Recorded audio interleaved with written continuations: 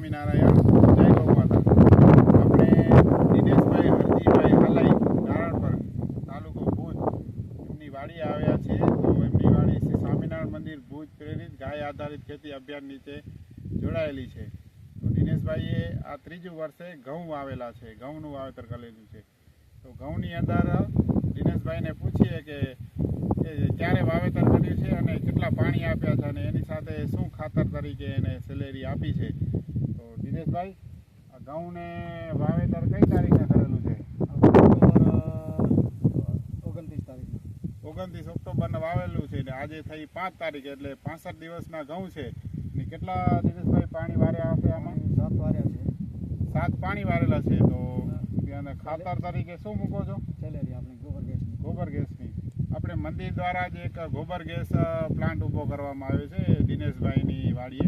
તો એમની સેલેરી પાય છે। કેટલી સેલેરી આમાં પાઈ હશે? કેટલી વાર પાણી વાર્યું આમાં? 5 વખત પાણી વાર્યા છે। તો દિનેશભાઈના તમે ઘઉં જુઓ તો ઘઉંનું બહુ સારું હાઈટ અને કલર ને એનું પાંદડાનું લસ્ટર, એની ફૂટ, હાઈટ બધું બહુ સારું છે। આપણે નોર્મલી જોવા જઈએ તો ઘઉંની અંદર ભરપૂર પ્રમાણમાં નાઇટ્રોજનની જરૂર પડે। તો એનાથી આપણે આ ગોબર ગેસની સ્લેરી દિનેશભાઈ આ પાણી સાથે ચલાવે છે તો એને પૂરતી નાઇટ્રોજન મળી જાય છે।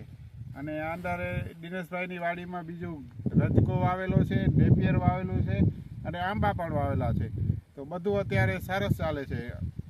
આપણે દિનેશભાઈ રજકો છે એનો ચારા માટે વઢ કરે છે। તો 20 દિવસની અંદર જ એની બરોબર હાઈટ ને બધું થઈ જાય છે અને એ પણ વઢમાં હલાવે છે, એનું પણ નાઇટ્રોજન પૂરું થઈ જાય છે। અને આ બાજુ નેપિયર વાવેલું છે। તો નેપિયરમાં પણ એમ કહેવાય કે શિયાળામાં નેપિયર ઓછું હાલે। તો દિનેશભાઈનું આપણે નેપિયર જોઈએ તો નેપિયરની કલર અને હાઈટ બહુ સારી છે શિયાળામાં પણ। એટલે ગોબર ગેસ સેલેરી ખૂબ ઉપયોગી છે ખેતીમાં। દિનેશભાઈનું ફ્લડ પાણી છે અને જમીન પણ હલકી કાળી જમીન છે, એકદમ કાળી નહીં ને એકદમ રેતાળ નહીં, મધ્યમ પ્રકારની જમીન છે।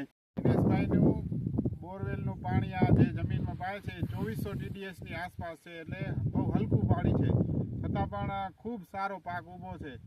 તેનું કારણ છે કે ગોબર ગેસની સ્લેરી દિનેશભાઈ બહુ સારી હલાવે છે। એમની પાસે 8 થી 10 ગાયો છે, એમનો બધો જ ગોબર જે ભેરો થાય નીલો તાજો એ બધો ગોબર ગેસમાં નાખી અને એમનું એક ખાતર બનાવી ગોબર ગેસનું અને આમાં જમીનમાં હલાવે છે। એનાથી ખૂબ સારું એને પરિણામ મળેલું છે।